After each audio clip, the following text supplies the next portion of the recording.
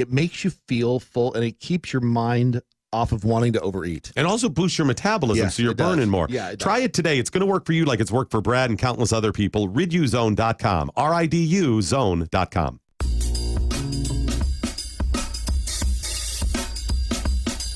All right, it's time for the Gut Check Project with your host, Dr. Ken Brown, MD. I'm Eric Rieger. We got Jeff Collins on the board and Chef Patrick in the booth. At GCP, we all check our ego at the door and nothing is off the table. It's episode number 10. We're now in double digits. Wow. Ken, how you doing? We just hit 10. That's awesome. Nothing off the table. I think we got something really cool going on for the show today. Our guest, we're going to start talking animal health. That's a new one for us. It is a brand new one for us, and it's more than just animal health. I mean, you can actually, you can actually help people all around the world by engaging with our guest's company. And of course, we're talking about Robo Hendrickson, co-founder of FullBucket Health. And FullBucket is a company that is taking action with innovation and charity and making tangible differences all over the world.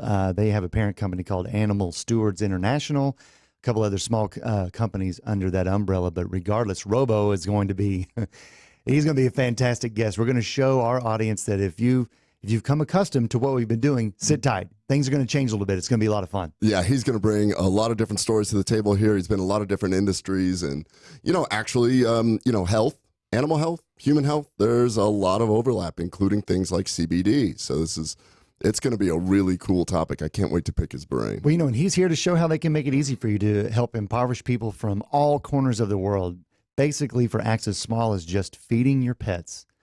It sounds kind of wild to say, but FullBucket Health is a high-level research company for animal health, and they have a passion for helping all animals, pets, working livestock. They know that in many parts of our planet that people depend upon the health, the contributions of animals, and to carry out daily living. Robo and his team have created a very humane initiative to help those animals. And on top of all that, he's actually funny as hell. So... And then in this first half hour also, I came across a really cool article linking, we always talk about the brain-gut axis. Yeah. Now the science is starting to catch up to give the mechanisms of how this is. So I can't wait to get to that. That one, it's pretty intense. You didn't even run that one by me. I know. I found that. Actually done right around the corner over here at Texas Christian University and just published this month. Nice. Well, be sure if this is your first or 10th time to tune in to Gut Check Project, be sure to subscribe, like, and share. Subscribe, like, and share. I'm kind of blown away. Number one, thank you all for the messages, the people who ask who we're going to have next on the show, the comments from before. But go to gutcheckproject.com and you can hit connect. You can write to us about any show, ask any questions, send them to me or to Dr. Brown. We'll both read them. And then you can go to YouTube, search for the Gut Check Project channel, subscribe and share. The same for iTunes. And of course, we're live on iHeartRadio. So that's awesome. I got some pretty good feedback on our gigantic box of Atrantil here. So Atrantil, we developed this to help people with bloating, abdominal discomfort, and we can show that really greater than 4 out of 5 people benefit by taking this. And I see it every single day in my clinic. And we're going to talk a little bit about gut health and the gut-brain axis. Atrantil can help with that. So where should they go to get huge discounts as big as this box? They can always go to lovemytummy.com/Spoony. Lovemytummy.com/Spoony. Use the code that's on that page, which is just Spoony. It's Spoony. And save money. Save money. Heal your gut. Don't bloat anymore. Lovemytummy.com. We should run a contest to see how many Atrantil boxes or capsules can fit into the big one and do a real big winner. I mean, something cool. Something, I don't know.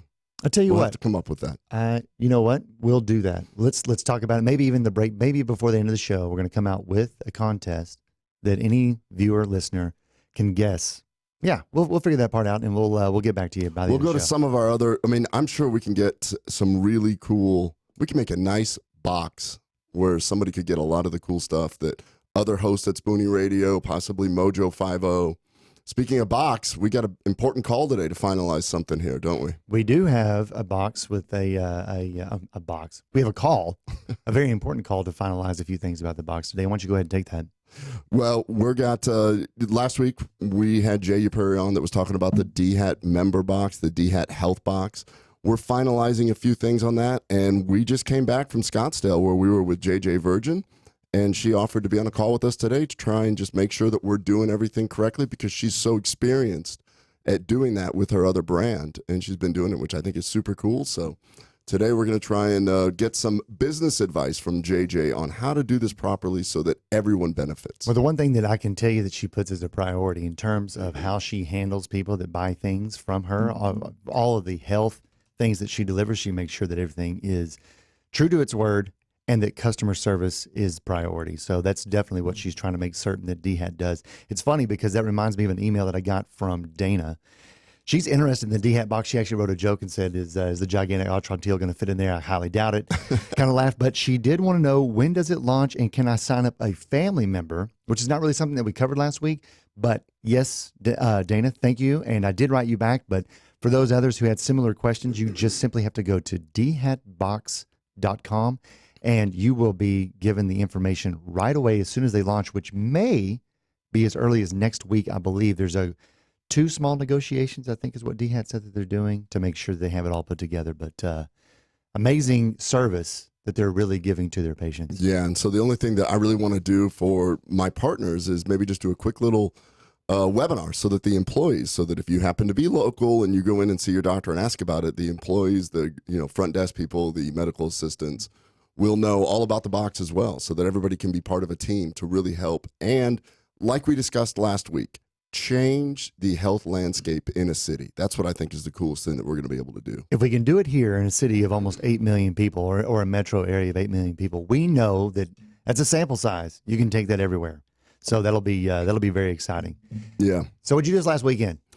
So I kind of mentioned real briefly that we were with JJ Virgin this past weekend. We were actually in Scottsdale for our healthcare entrepreneur group known as the Mindshare Mastermind group. I love hanging with all these people that are so smart, so cool, and something, we talked to a lot of people. I met somebody who I'm a big fan of, Dr. Terry Walls. She's so brilliant. Yeah, she wrote the Walls Protocol, and my good friend Linda Snyder introduced me to her, 2 years ago, because she said, you have to read this book. She actually suffers from something kind of similar to MS that Dr. Walls has essentially treated with diet using this protocol. Right. Linda actually has a form of ataxia, and she said that using the diet protocol as well. And so I've been familiar with Dr. Walls for a long time, so it was really cool to hang with her and talk a little bit.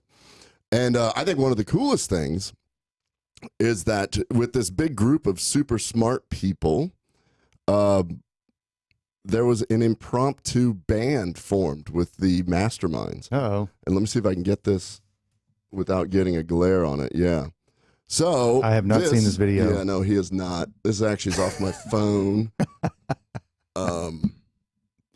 We are going to. If you're listening. Okay. That's not fair. That's just the warm up. Hold on. There it is.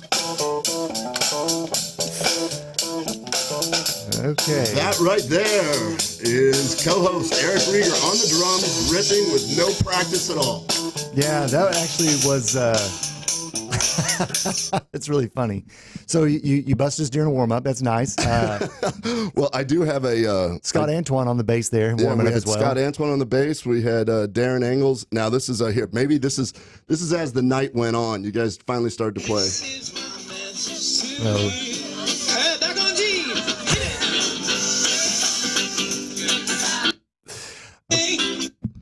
So that's what happens when you get super smart people and just throw some instruments around there. They're like, yeah, I used to play that 20 years ago. Let me give it a shot. Apparently now we're hosting a throwback radio show.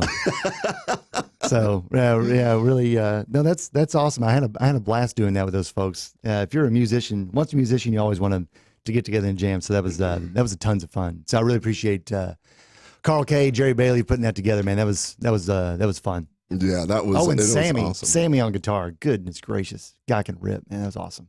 Yeah, I love that. So yeah, you guys did an incredible job. It was really fun doing that. Going to the mastermind, that was awesome. What else did I do? I was on Debbie Potts's The Whole Athlete podcast. That was fun. Yeah. She's really cool. And as it turns out, she's going to be in the mastermind, I believe. We were discussing that. And if you're into Same whole, group. yeah, if you're into whole health and you're into athletics, her podcast is quite interesting. It's pretty awesome. Whole Athlete, correct? Yes, it's called The Whole Athlete, Debbie Potts. So other than that, as far as the family goes, we're in that STAR test season. So that's kind of what the kids talk about. Oh, they got to do this STAR test. And Oh that yeah, STAR if you're not in test, and Texas, it's ridiculous. So don't bother. standardized test. If you want to go to sleep, look it up online. It's awesome. So, but everything else is going cool from our standpoint. How about you? Everything's good. Trip to Arizona was terrific. Great to rekindle with a lot of those great friendships and keep the business minds aligned so that you know that you're serving your people well. But way home, you were with me. I slid my phone into my pocket, lost it in an Uber. Big shout out to Stefan, Uber driver from Phoenix. Thank you for overnighting my phone to me because that was nice. But I will say, I took a break from the phone for a whole 2 days.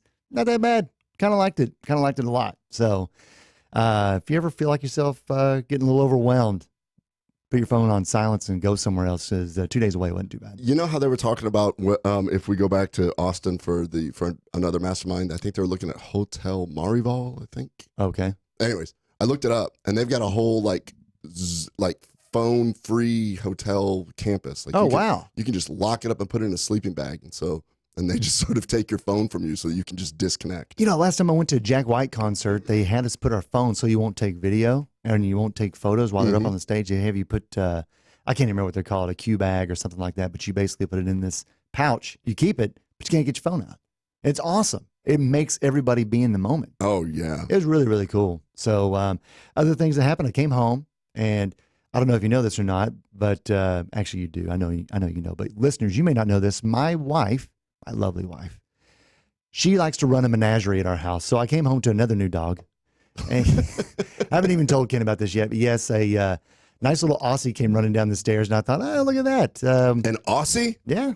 Yeah, I think it is. I'm really bad at recognizing specific breeds, but regardless, he's a pretty cool dog. He's already 2 years old, but apparently his owner lost him. My wife contacted her. She's elderly, can't keep her, so the boys have already named him about 7 different names, and we're trialing. I have a feeling that he's now a permanent fixture. And then speaking of Marie and podcast and of Wise County, Texas, if you've ever heard of Ader from Decatur, county seat of Wise, while you rolled craps, they now have a podcast up there called Wise Weekly, and Marie was on there just this last week, I think on their 3rd ever episode, talking about the happenings around Wise County. So if you care about that region and are curious about Ader from Decatur, then check it out. That's awesome. Hey, for our listeners out there, I would like to define menagerie.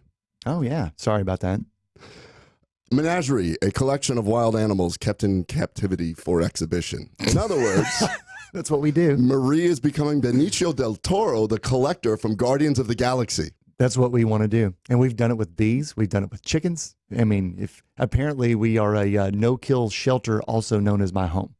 So, a no-kill shelter, yes. So if anybody would like to contribute their animal so that Marie can continue collecting wild animals kept in captivity for exhibition, otherwise known as a menagerie. Yeah, just pretend like you can't take care of it anymore, and apparently it's safe at our house. Hey, while we're on the Spoony Network, I did give a listen to The Rich Solution. You and I talked about it earlier. And Gwen Rich, who's the author of Stop Complaining, she was diagnosed with an incurable breast cancer, and she's basically just challenged that entire diagnosis. She's spreading her own influence of positivity, and basically you can create your own good luck. It was an awesome show. It's Wednesdays live, 10 Eastern, 9 Central, on Spoony.com, on the Spoony Network. That's The Rich Solution with Gwen Rich. I just loved it because it tied in so well to what we've learned from, with gut health, making correct food choices, etc. But when Mark was on the show talking about his cancer prognosis, I mean, they said that nobody's lived. He's 9 years out. He's still here. He's doing great. So what episode was that? That was episode number 3. Look for Mark Simmelman. Mark Simmelman, the survivor of cancer. So, you know what's really interesting about this show is that each show has something different that I really like about it. Sure. Like you say, hey, which one was your favorite show? I'm like, I can't pick one because each one is a little bit different. Some were more emotional, some were more scientific.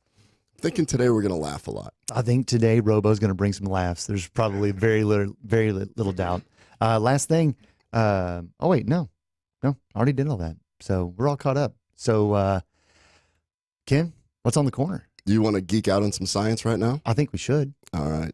So we're always talking about how all health begins and ends in the gut. And an article came out just this month out of Texas Christian University, TCU. What they were looking at is this link in gut inflammation and how it can actually cause brain inflammation. And then the brain inflammation can affect us in ways that possibly we are completely unaware of, like decision-making and impulse control. So let's give a little bit of background about this. And the reason why we brought up Atrantil is that we talk about SIBO a lot, small intestinal bacterial overgrowth. But given the limitations about how to diagnose it, there is some confusion around that. And we don't really understand how prevalent it is or how many people actually have it. But what we do know is that the microbiota, or our microbiome, which we're always talking about, guys at Mojo talk about it all the time. Seems like every day they're talking about a story on that. Right. Or dysbiosis, growth in a way that it shouldn't be or growing where it should not be, which is bacterial overgrowth, has been linked to inflammation and autoimmune diseases. That we do know. Now, our intestines have a tight junction, and our brains have one also, called the blood-brain barrier. This is the first time that I have seen an article where they showed mechanistically that the tight junction in the intestine similar to the blood-brain barrier. Right. Okay. Following me here? I Okay, am. so now we're talking gut-brain, and that the two barriers can be very similar. Just a reset. If you're listening, and these are new terms for you, essentially the barrier, the blood-brain barrier, is there to prevent certain small things from passing over into the brain tissue. Correct. And so those people that have suffered from this have heard of a term called leaky gut. Right. I'm going to talk leaky brain now. Let's do it. It's pretty wild. So new evidence is showing that intestinal permeability or leaky gut can actually be caused by a molecule called zonulin. Mm-hmm. Don't worry about the sciencey here part, but the zonulin has now been shown that it can cause blood-brain barrier permeability. In other words, zonulin can cause leaky gut and it can cause leaky brain. And this is the first time an article has actually looked at something like this, because we have always been trying to discuss that there is this, if you have intestinal inflammation, or I have been saying this for a long time, that has been linked to other problems, like anything that can create problems in the brain. Well, quite honestly, we talked about Dr. Terry Walls, but one of the reasons why her wall protocol, changing your diet, may help is because you stop this inflammatory process and the multiple sclerosis plaques don't form as much. So that's something to keep in mind. So now there's evidence to show that chronic intestinal inflammation has been linked to autism, Parkinson's, Alzheimer's, psychiatric disorders, and all that kind of stuff. So here's a mechanism of how it could. Because when you have this microbiota gut-brain axis, it gets really complex, and the brain talks to the microbiome, and the microbiome sends signals to the brain. It can be done through the vagus nerve, but can also be done through hormones that are actually being released and different inflammatory mediators and all this other stuff. Bottom line is, you need to make sure that you protect your microbiome because it's communicating with your brain. And if you have dysbiosis in the wrong place, then that intestinal permeability gets a little bit out of control. So they were looking at this and they realized that not only will you have inflammation, but you can start affecting what's called the HPA axis, or the hypothalamus pituitary axis. They were showing that when you have gut inflammation, you have increased cortisol, which leads to more inflammation. And now we have that model of, okay, fight or flight all the time.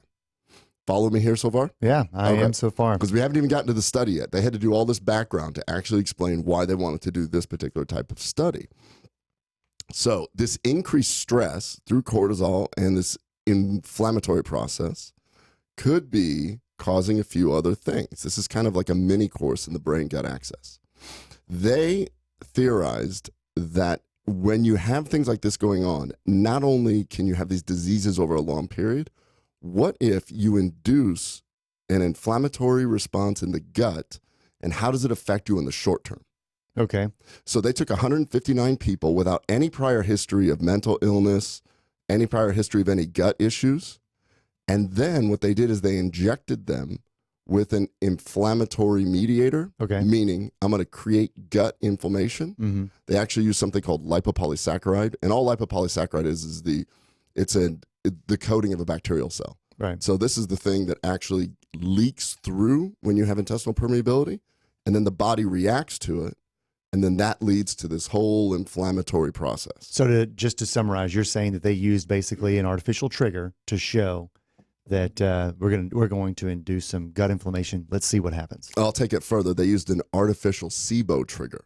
All right. So they actually induced how the body responds to bacterial overgrowth. Oh, okay. And what they showed was pretty wild.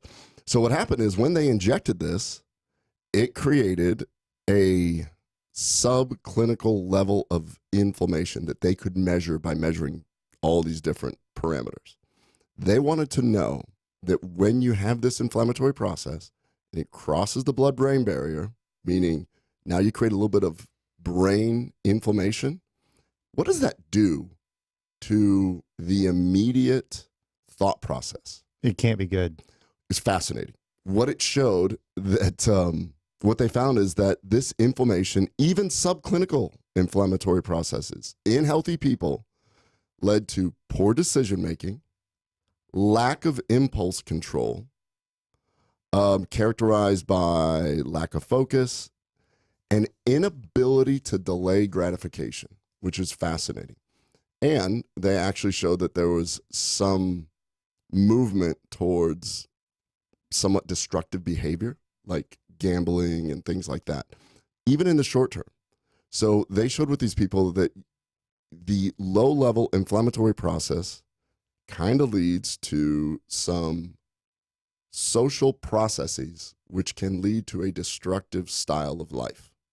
Wow. And that was, just out of curiosity, was Charlie Sheen one of these subjects? So Charlie Sheen was actually the co-founder and the leader of this. Yeah. At Texas Christian University. So Yeah, that's where he goes. So anyways, it's just really wild because basically what they're getting at here is, and I see this with my patients all the time. Patients will come in and they'll say, man, I was perfectly fine. And then 5 years ago, I got sick and then I've been bloated ever since.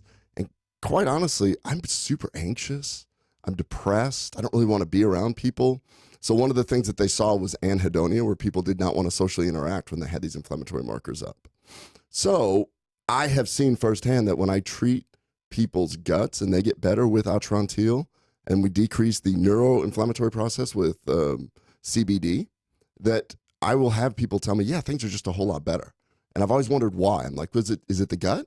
Now we realize that the gut's creating this inflammatory process. I would love to hear from people that if you ever experience anything like that, like maybe a cool story after taking Atrantil and KBMD CBD, that maybe the Fortnite addiction or whatever addiction that you might have gets better. I don't know. We can start treating addiction medicine through the gut. Yeah, it's amazing. And actually, it doesn't even surprise me. It seems like every time we turn around, you're going to find out that Mother Nature has an answer, and it's multifaceted.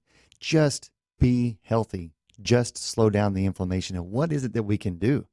It's wild how much of it ties back to you don't have to eat crazily. You don't have to do a bunch of crazy stuff. It's just use Mother Nature, polyphenols, CBD, better diet, good exercise, get good sleep, and suddenly you'll feel yourself getting a little bit better. The pillars of health. It really is. Wouldn't that be awesome if you could just know that every single month something cool is going to come to your house so that you can have these things to help you with your pillar of health, heal your gut, protect your brain, get you to sleep well. Man, that'd be awesome. That might be some foreshadowing.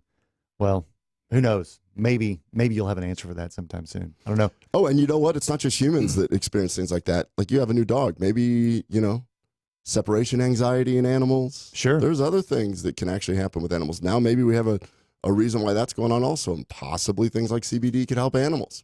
Well, I'll tell you what, we've got less than a minute, but here joining the show, as we hinted at earlier, it's going to be Robo Hendrickson. He's got incredible knowledge. His company is definitely dedicated to research for better animal health, and they do it with an arm for charity, which can make a difference worldwide. So Robo Hendrickson will be here, and I think that he'll be able to address a lot of that.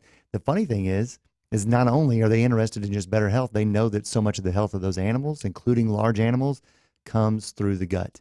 And they're actually willing to kind of expand that idea of research, which that's I think cool. is. So we're going to be all over the place. We're going to geek out a little bit. Go to lovemytummy.com/Spoony. Put in code Spoony for a discount on Atrantil. Absolutely. KBMDhealth.com. We'll see you here at the bottom of the hour in just 2 minutes.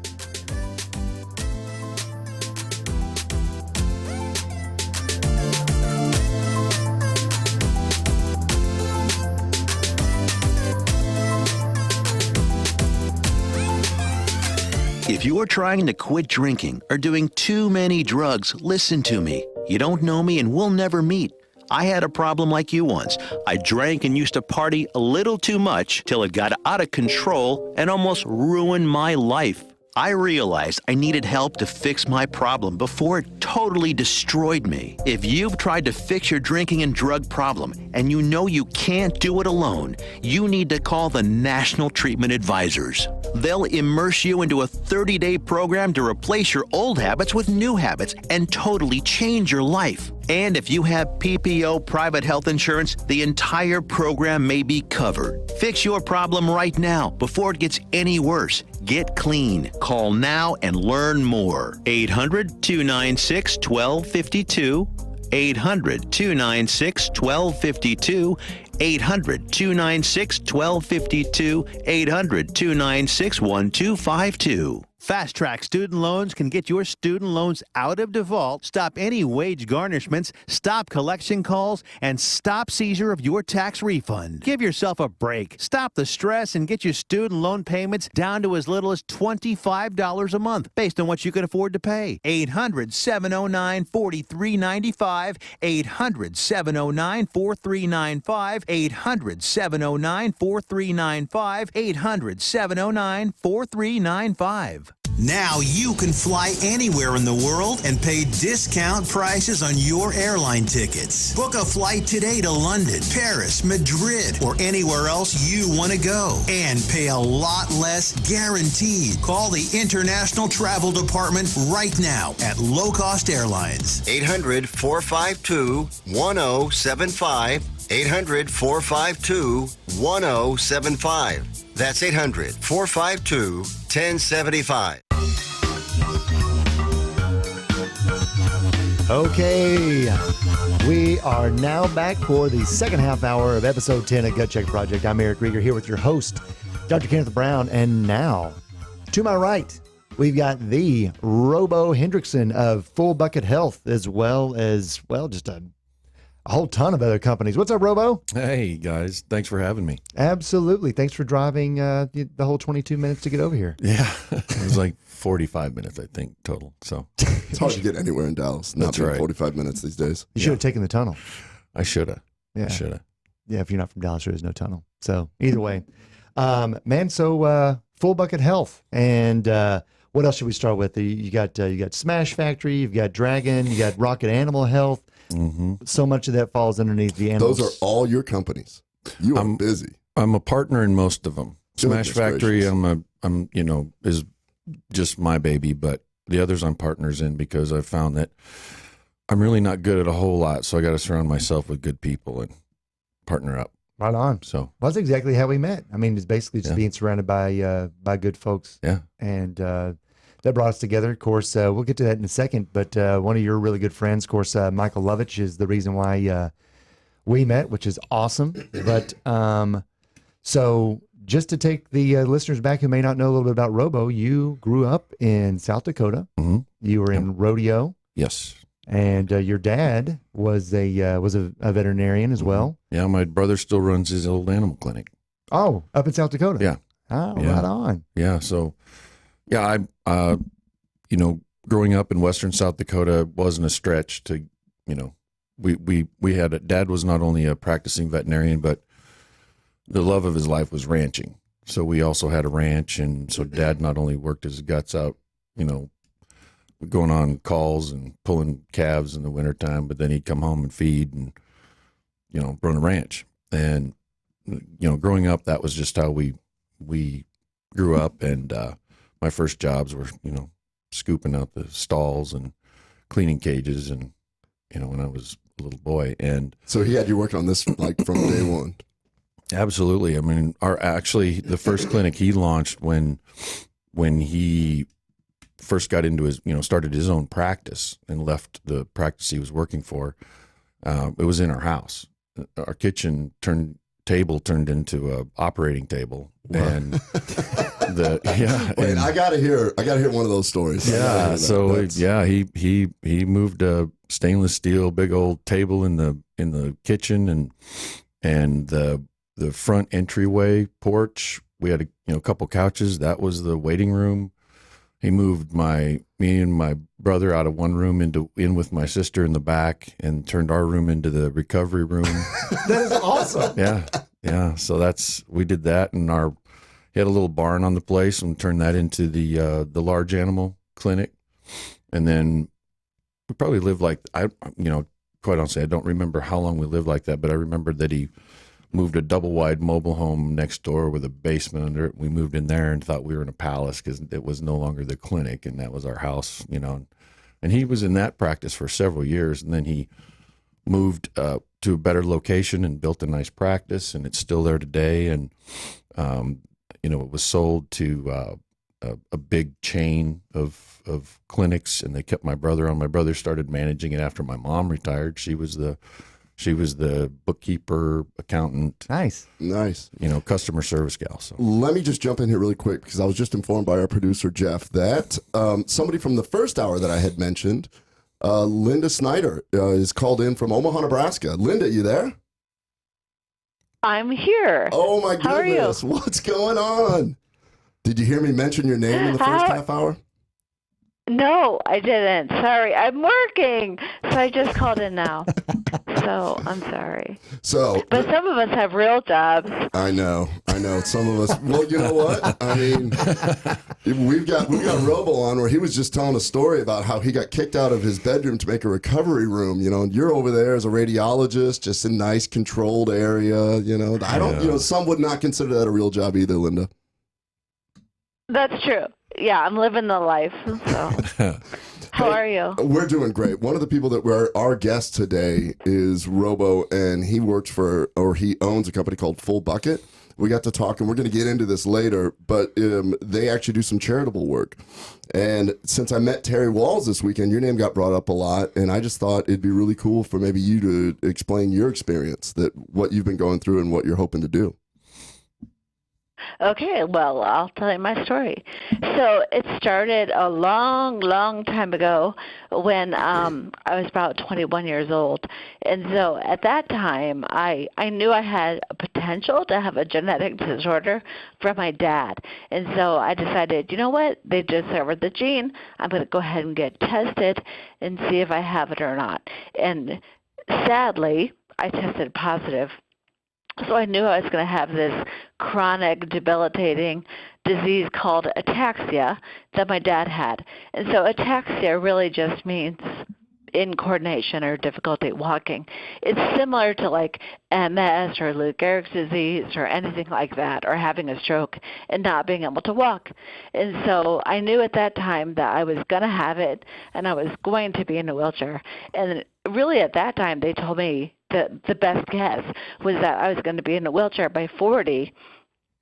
I'm older than that now, and I'm not in a wheelchair, which is great news, but they really don't understand the whole process behind it and why I'm sort of behaving differently than other people who have the disease.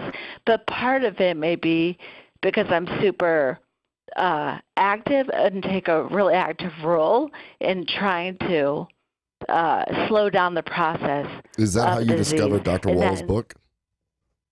Yes, exactly. And so in my quest of trying to help myself, I came across her book and I read it, and it's written in such a way that's so easy to understand. And I am a little bit skeptical. So I read it thinking, gosh, she really made all these improvements just based on diet. And at first I was sort of like, I don't know if that's really going to work. But then again, I was also like, it doesn't hurt to try. I mean, it's not going to hurt. You know what I mean? It's not harmful. And so I might as well give it a whirl and see if it makes a difference in my life. And so I started kind of slowly because I can't really just jump into things. And so I started by just going gluten-free, and I added in the dairy-free, tried to increase the amount of like vegetables and fruit I got and things like that. And then eventually started getting into more like ketosis, and then getting more into like gut health, discovering you and Atrantil and things like that. And so using all those things combined together, I think, really helps me in my disease slow it down to the point where other people are like surprised by it. Other physicians and stuff like that are shocked at how like quote good I'm doing for what they expect. Basically, that's exactly what Terry said whenever she first started changing the way that she ate and the improvements that she made. Linda, this is Eric, and it's an amazing story that you've put yourself on that kind of trajectory. But talking to Terry, she said that people wouldn't believing her. Terry, actually, Linda, you're going to be interested in this. Terry actually told me that she's trying to set up with the university a randomized trial. We're looking at MS people using just the wall protocol versus traditional MS drugs, and just comparing that to see where it is. So I think you're a huge. I think anybody suffering from any chronic neurologic disorder needs to hear your story. And I think one of the things that you discovered that you realized that a lot of people don't have access to. I have sponsored your charity for 3 years in a row. Can you tell people a little bit about what you're trying to do for those with ataxia? Sure. So having any type of chronic disease like that is obviously super expensive to have. And insurance really only covers a small part of what you really need. And so it's not only, physical therapy or medications that are helpful, but yoga and acupuncture and adding CBD or getting grab bars, having a wheelchair ramp, or anything like that to help you around your house isn't covered by insurance. And so I saw that there was a financial need in the community, and really decided, because I'm a little bit like Polly do-gooder, and I'm like, oh, sure, I'll just start a 501c3 nonprofit, and we'll just help everyone, not realizing how much work that was going to entail and things like that. Robo was just discussing his 5 companies. Yeah, I think we're going to get into that. Yeah, exactly. Everybody has good intention, and you're like, oh, shit, this is work. Yeah. Right. And then I was like, oh, crap, there's all these like legal things to do. And I'm so glad I started it, because in reality, it helps so many people buy the things that help their lives on a daily basis. So they're able to be safer at home and have a better quality of life, because we're able to help them out financially a little bit. And so really we're helping any type of ataxia. So really ataxia from anything, from Parkinson's, Huntington's, MS, Lou Gehrig's, whatever it is. If you need help with something that's going to make your life a little bit better, whether it's yoga or acupuncture or just a simple thing like grab bars in your house, then we have a grant system, and we're able to help people afford those things. And they just go to nebraskaataxia.org, right? That's correct. All right. Well, I tell you what, we got to get back to some animals. Robo was just in the middle of telling us about his cool upgrade to a double wide trailer. in South Dakota, no less. South Dakota. Linda, thank you so much for calling with in. That. Okay. Thank you, Linda. Appreciate it. Take care. Bye-bye. Bye-bye. Man, that's amazing. It's crazy how many parallels there are to I know what you and I talked about before we got on the mics here, Robo, but in terms of health for animals, health for humans, basically, if you want to get the most out of your life and your animal's life, you have to be healthy. Yeah, absolutely. And I can fast track real quick because there's some neat stuff between then and now. Sure. I when I left the ranch, I tried to go to college for a little bit until I realized I wasn't very good at that. I actually went into pre-vet. And, you did? Yeah. But then I'd come home and I'd see my dad working, 16 hours a day and slogging through the cold and all that. And I go, I don't know. I love animals, but not like he does. Yeah. So I I bebopped around. I was rodeoing at that time, and I got a college scholarship, and then in rodeo. Yeah, and Cool. then I went on professionally, and You were a bareback rider, correct? yeah, Okay. I rode barebacks professionally. I did a lot of events when I was younger, but How'd you get into that? well, when you grow up on a ranch in South Dakota, it's not that big of a stretch. It's I mean, Your dad would be quite like, "We got honestly, another horse. Can you go break yeah, him?" you that's what you do. Y'all know, didn't play and all your y'all didn't play friends- Fortnite or Candy Crush, nothing like that. Yeah, no, we didn't have a lot of that going on. But yeah, all your friends are in it, and your heroes are all rodeo cowboys, Sure. and it was a culture.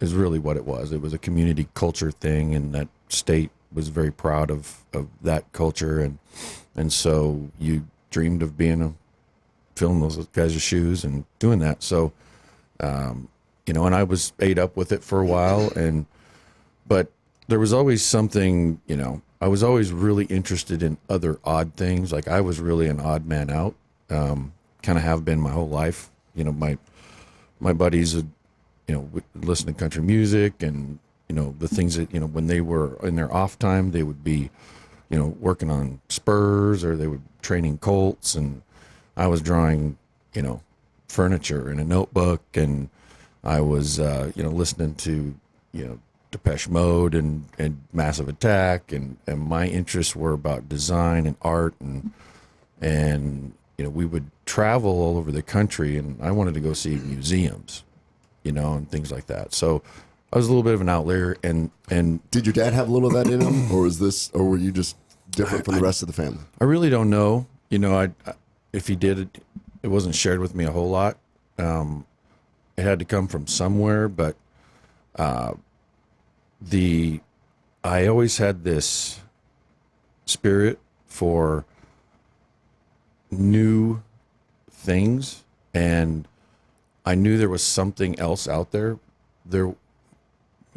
I grew up in an area that was a little bit closed-minded. I won't say closed-minded, but there were some blinders on there. Just exposure. Open-minded, Exposure. right. Yeah. And it wasn't like my parents were great. They were very loving people, but they weren't those.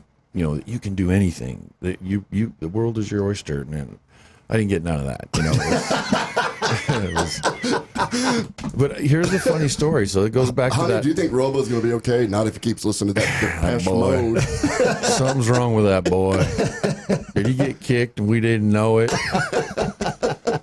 He don't even use a saddle. Oh, so I was thinking about that when I was on my drive over here. I remembered something so when I was in that old house, and Dad had turned it into a clinic and moved me and my brother and sister into the back, and my very first memory, this is the one that I always remember, unless I'm on psilocybin or something, and I remember a whole lot of stuff. My first memory was I had to be 4 or 5 years old, because we were still in the old house, and it would be a hot summer day, and out the back window was a swing set, and there was grass belly high everywhere in the back. We didn't mow. We didn't have a lawn. Sure.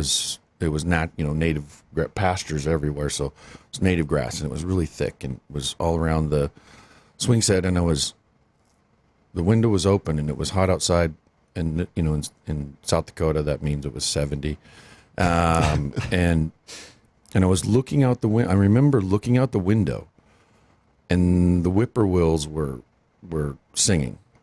And I don't know if you've ever heard a whippoorwill sing, but that's what made me look out the window, and it was blazing hot. Skies were blue, blue, blue. Just a few clouds. And I was overcome with this unbelievable feeling. Mm-hmm. I had no idea what it was. I was a little boy, but I'm kind of getting choked up thinking about that feeling. It went all over my body, and it filled my heart and my soul. And I had no idea what it was, but it was about the gloriousness of life, how beautiful it was, the sound and the smell and the view, but it was also about the future. I knew... You're 4. Yeah, I knew there was a future coming, Right. and that I didn't know what it was, but it was sort of like getting ready to go on an expedition, and you're really, really excited before you go. You know, it's the anticipation, and it just took me over. And I remember that moment, and I have had that. I used to have that moment a lot. Like I would get so excited, and I would know something cool's going to happen, or even if it's bad, it's going to be cool. It's life, and it didn't scare me. It just filled me with like love and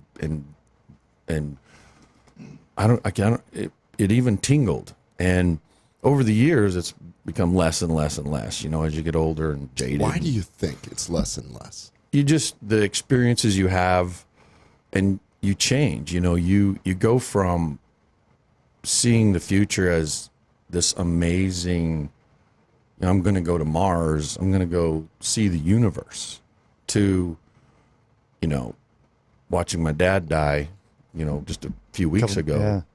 And you realize, oh, there is an end. You know, at that point in my life, there was no end. And what's really ironic is that not long after that, I actually got obsessed over death. Like, it scared me so bad. And I was laying in bed, and I was thinking, this shit's going to end someday. Yep. I was like, that's not good. I don't want it to end, you know. It was. But you can remember, so clearly you have an artistic brain, because what you did is you painted a picture. That story, I knew exactly what was going on. Yeah. That is so embedded and imprinted in you. Yeah. That's why I'm saying, why do you think we have less of it? Because you're describing it to a point where I think you can go back to that whenever you want. When you have that tied, that's that neuro-linguistic programming type thing where you can trigger. I wanted to find out what a whippoorwill sounded like. Oh, yeah, I hear that. That's sweet. So that's going on. That gets you to look. You see that, and you have all hope. Yeah. And I'm sorry to hear about your father dying a few weeks ago, and now you're sitting around going, this is going to end. Yeah. But you can recant that story so vividly that is you. Yeah. That is actually you. This is just, I mean, I think you have the ability to go back to that and inspire other people. I agree. You know, you know, the perils of life, the ups and the downs and the experiences slowly kind of callous you, you know. I mean, and I don't mean that in a physical way, like calluses on my hands from just doing work, you know, as a protective nature. It's there you get calluses for a reason. And I think that's part of your physical makeup too, that you grow calluses mentally, psychologically, to protect yourself and to, you know, as you go through life. Without question. Yeah, absolutely. And when you're a kid, it's soft and very, very thin. And as you get older, it's thicker and harder, and it's to prepare you, or maybe, I don't know. But yeah, I do. When I get the opportunity to think back on those memories, it does, like I said, on my way over here, I got goosebumps just thinking about the whippoorwill, the grass blowing, and the future. But I think I was lucky to have that moment and pay attention to it, because it really changed me, and the people that I was surrounded with, and that's why I was different, was that I was a dreamer, really. I mean, if you want to call it that, that's really what it was, is I was a big dreamer. And so I was always dreaming shit up, and I like to write it down, and I like to make notes, and it might be poetry one day, it might be, like I said, furniture or houses or inventions. I have just stacks of notebooks over the years of inventions. And so I'll fast forward. I was actually rodeoing, and I think I was in Colorado or Kansas somewhere, and I met a bull rider, and him and I and a couple other guys stayed up at a hotel, because that's what you do. Everybody shacks up, save money, and you get one room and 20 guys in it, I guess. So Sounds comfortable. yeah. So we were staying up and playing music and writing songs and talking, and he somehow, everybody was kind of passed out. It was just him and I, and we were sharing those stories about, he was an artist, and he would draw and Very, very, very creative. Dennis was amazing. And man, as soon as I heard that, I ran out to the van and grabbed my stack of notebooks and brought it in and was showing him. I'd have been 21, 2, somewhere in there, maybe somewhere in there. I tried college, got kicked out, hit the road. I was just doing, construction and rodeoing and working ranches and whatever I could to make a living, because you're kind of worthless as an employee when you rodeo. So, I was somewhere along there, and it was at that, we were still kids basically. And I showed him all this stuff, and he goes, man, you should be a creative director at an ad agency. I go, a what? At a what? You had no idea. I didn't know what that was at all. Yeah. I mean, I never put it together. Like, I didn't, I watched commercials and I listened to them on the radio, but I didn't know there was actually a job, a process behind it. No idea. Somehow I just had this vision of like you the next day at the rodeo competition on a bareback going, I wonder, should I get into ad agency? Yeah. Yeah. So I'd won a scholarship. Actually, no, I hadn't won the scholarship yet. I'd gotten an offer to go to this little junior college in Kansas. And the Coach Luthi was good enough to offer me this scholarship because my grades I had to actually work my way back up to where I could compete collegiately. Sure. And so I did. I went to this little junior college and got my grades up, and then I competed the second year, and I did good enough that I won a scholarship at the national college finals, and I could kind of use it anywhere I wanted to because it was a national, program. And by that time now I knew I wanted to kind of what I wanted. I wanted to go into some sort of, creative career. There was only 2 colleges in the United States that have a rodeo program, because you need to go use your rodeo scholarship somewhere where they have a rodeo program, and, design, marketing, and, it was San Luis Obispo, California, and Hays, Kansas. And so I went out and toured the Cal Poly out there in California, and for a week I stayed with guys that were on the team out there, and oh man, the pretty girls and the sunshine and the beaches, and this is where I'm going. Till I found out what it cost to, my scholarship was good for books, tuition, stuff like that, but not food, not housing. living expenses. I almost shit myself. I thought, you pay what for coming from South Dakota out there? Yeah. You're paying $600 a month, and there's 5 of you living in this shoebox. Then I started paying attention to what everything costs. So then I went to Hays, Kansas. That's where they had a real better program in Hays, and it was a great program. And went there, and I took, different courses, and slowly started to work into, graphic design and things like that. And so then when I was still rodeoing, and I left there and went to Cheyenne Frontier Days, and I tore my knee out, and I was dating this girl. Was this your first major injury? Because this whole time you're talking about... No, dude. I'm trying to imagine... If we want to go into that, 10 that's guys a in whole a other room show. Post-competition, just banged up, beat up. I've had 4 knee surgeries, 4 shoulder surgeries, and I don't know how many broken bones. But I tore my knee out in Cheyenne, and was dating this girl that was living in Denton, Texas. Okay. So, I went and was shacked up with her, and was laying on the couch with my knee up. And she goes, "You need to get a damn job." And I said, "I can't work.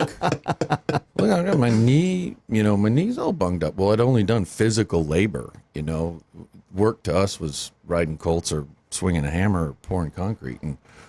And she said, "Oh man, you know how to design and advertising stuff." I go, "Oh yeah, I forgot about that." Because when I left college, I just went rodeoing, and so that started the process of me working for a magazine, laying out ads in the back of the magazine. Changed my trajectory of my life, and a whole new chapter.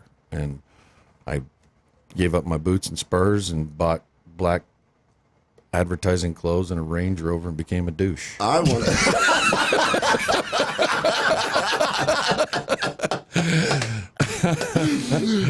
I think we got about 30 seconds left, and that is a perfect segue. We're going to learn how Robo evolved into being a douche. That was awesome. I was totally drawn in. I like you dropping the hammer like that. It's pretty sweet. So, well, just to reset, we are coming up at the end of the half hour, but Robo Hendrickson here with us. Basically, this is an incredible journey of how he took inspiration from his childhood. Great parents that cared a lot about him, gave him lots of direction in terms of what it is you need to do to achieve something. He chose a different path, and I cannot wait in the next hour to dig into what that path looks like now. And how it's helping people around the world. Around the world. So quick, tune in, Spoony.com. There's plenty of great shows on the lineup. And, of course, if you want to check in with some KBMD CBD, go to kbmdhealth.com. That's kbmdhealth.com. We will be back in about 4 minutes to finish our last hour with Robo Hendrickson of Full Bucket. See you soon. Oh.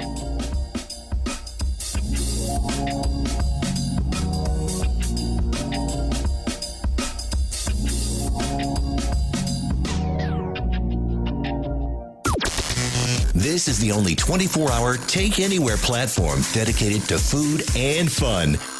We're Spoony. News this hour from townhall.com. I'm Rich Thomason. Wall Street has opened sharply lower this morning with trade jitters continuing to trouble the market both here at home and abroad.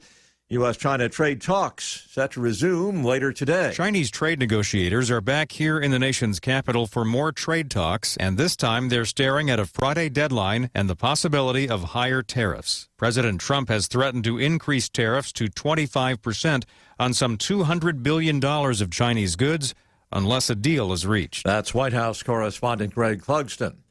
Senator Bernie Sanders and Representative Alexandria Ocasio-Cortez proposing new regulations on banks. The two prominent anti-capitalists making their point at a Facebook live stream. Sanders describes himself as a democratic socialist. Ocasio-Cortez, known to many for her radical proposals like the Green New Deal. Their proposals unlikely to dispel this criticism from Majority Leader Mitch McConnell. Democrats seem determined to make the current wave of prosperity and economic opportunity short-lived. A contrast, he says, to the Republicans' pro-opportunity, pro-growth agenda. Bob Agnew, Capitol Hill. Vice President Pence says the Trump administration has had it with activist judges, federal district courts issuing rulings blocking national policy. In the days ahead, our administration will seek opportunities to put this very question before the Supreme Court, to ensure that decisions affecting every American are made either by those elected to represent the American people or by the highest court in the land. North Korea at it again, launching a couple of suspected short-range missiles. This second launch in less than a week. And on Wall Street, the key average is all down more than 1%. Right now, the Dow is off 319 points, the S&P down 35, the NASDAQ 122 lower. More on these stories at townhall.com. Never Forgotten Apparel is more than just a premium women's and men's clothing line. It's a movement to remind us to wear American-made and serve those who serve us. Our heroes. Never Forgotten Apparel gives 20% of their total sales to nonprofits that support homeless veterans and off-duty firefighters, and 50% to individual veterans and firefighters in need nationwide. Check out neverforgottenapparel.com. Use promo code MATT, M-A-T-T, and get 15% off your purchase. Got an old car? You can donate it, whether it's running or not, to the United Breast Cancer Foundation and save a life. They'll even come and pick it up for free. The United Breast Cancer Foundation has saved hundreds of women's lives through their free or low-cost breast screen exams. But now they need your help. The United Breast Cancer Foundation wants to save more lives through early detection by offering women free or low-cost breast screening exams. And donating your old car, SUV, or truck, whether it's running or not, helps pay for them. Plus, you get a charitable tax deduction. Help the United Breast Cancer Foundation save lives by donating your old car, SUV, or truck.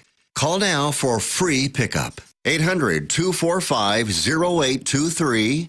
800-245-0823. 800-245-0823. Call right now. That number again is 800-245-0823.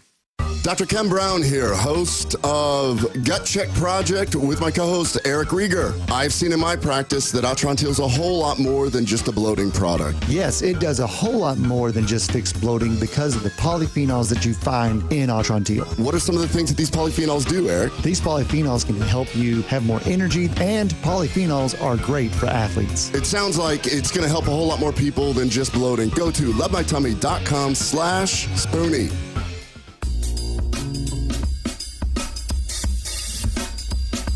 Welcome back. It's the second hour of Gut Check Project episode number 10. We are joined on this episode with the awesome storyteller, Robo Hendrickson of FullBucket Health.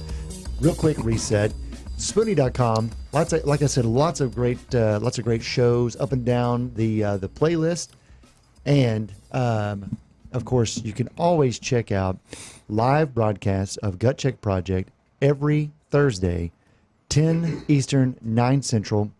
And of course, to support the program, lovemytummy.com/Spoony, lovemytummy.com/Spoony. Pick up some Atrantil, save some money. And we're joined by Robo Hendrickson today, who may be a little interested in gut health for animals, just like we are for humans. Absolutely. And where did we left? We just left off. You were on a couch. Girlfriend basically said you need to go get a job. And Denton, Texas, right? So just not far from Fort Worth. Yeah, right? actually, we were living in. I bought a little 16-foot, long mobile home and drug it out of the mud in Burleson and took it to Aubrey. Oh, northeast of Denton, right? There was a little trailer park out there, and we set it up, and I started fixing it up, and that was my first fixer-upper house. And nice. We actually made money on it, so I was tickled. Nice. Yeah. That's not bad. So, yeah, that was, I think we lived there a year, maybe a year and a half in Denton. And, yeah, and so like I said, I transitioned from the rodeo guy to the ad guy, and I got a job work, and there's a little tweak there that's kind of interesting, is that growing up in South Dakota and on ranches and all that, a 9-to-5 cubicle job scared the shit out of me. It's not very inspiring. No, you think, oh my God, it's like prison. Who would do that? Right. And so when she said you can get a job, you know how to do design and advertising, and so I got, she gave me a newspaper, and I found this job working for this magazine, and they needed some graphic designer to lay out ads in the back of the magazine. So, and was this a magazine in your prior field? Like, was it animal magazine or anything like that? It was a college. It was called Study Breaks Magazine. It was a college publication. It was based out of Austin, but they had a UNT version. Yeah, it's franchised to a bunch of different campuses. Yeah, it's pretty cool. And so I started out as just a graphic designer there, and computers were being used.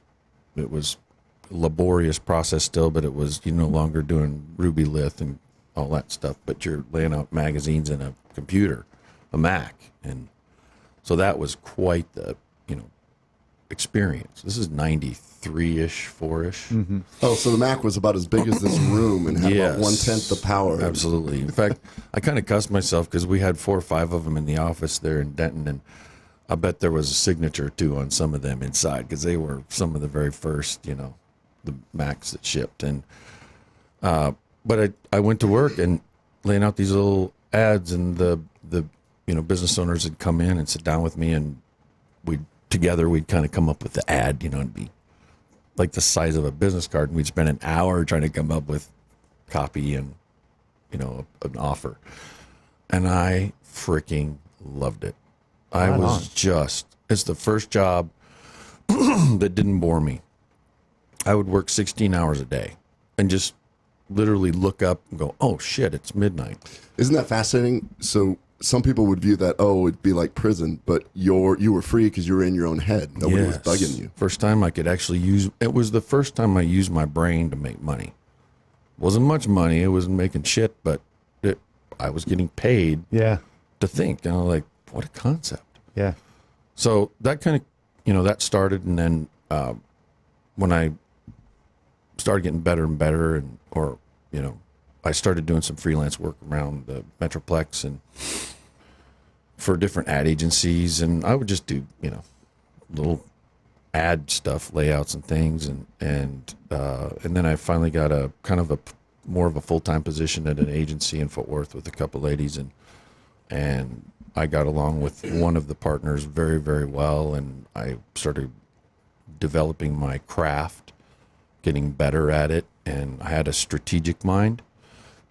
I've always never been a really good designer, but I love design. So I've worked at it very hard. I wasn't talented, but I have a passion for it. But I naturally took to like strategy. Like I naturally took to positioning the brand, doing something with that. And I'm sorry, can you just elaborate on that a little bit? So you're an ad person, but when you say strategy, like you're already seeing the buyer journey? Or? Yeah.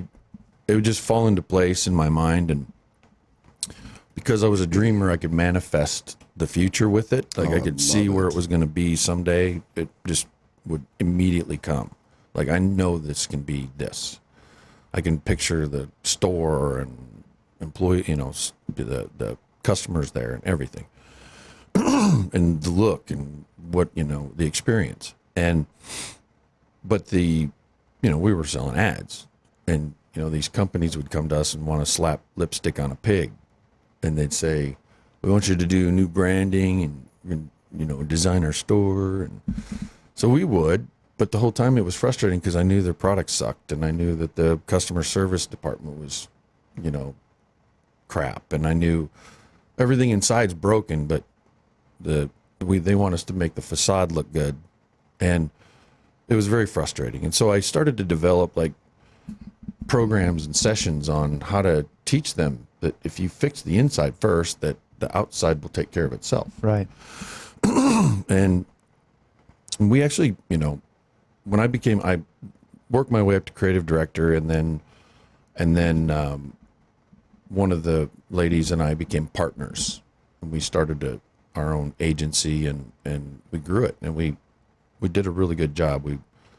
We landed Sony Electronics and Blockbuster, and I helped launch XM Satellite Radio, and we had some great clients, and it was a lot of fun working in the ad agency business in the 90s and 2000s. It was pretty wild. And we had a great office in Fort Worth and lots of cool parties. And this was Access Creative, correct? Yeah. So, and my partner, I guess the biggest part out of that was the first exposure to having a very, very competent partner that offset my weaknesses, which there's a lot, so, I mean, it's like, I'm a weak structure. I need a lot of support. So, Sandra was a brilliant, smart, never went to college, but she was classy, which means she knew when to cuss and not, and she cussed properly. But she was self-made, and she basically handled everything but the creative and strategy. She just let me have that, and she appreciated what I did, and we got along very well, and we grew the agency, and I learned so much. And I was trying to teach these companies, we were selling these strategy sessions I called Brand Speak and a few others, and they do bits and pieces and parts, but not really buy into the whole methodology. They wouldn't do the whole thing. And so she wanted to retire, and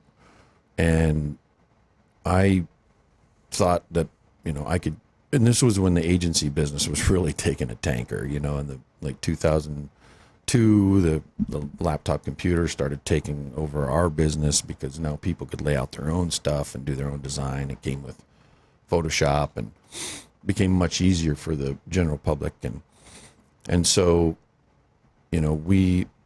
luckily we were able to exit that business, and I kept the digital arm and worked in building websites and stuff up until 2009, and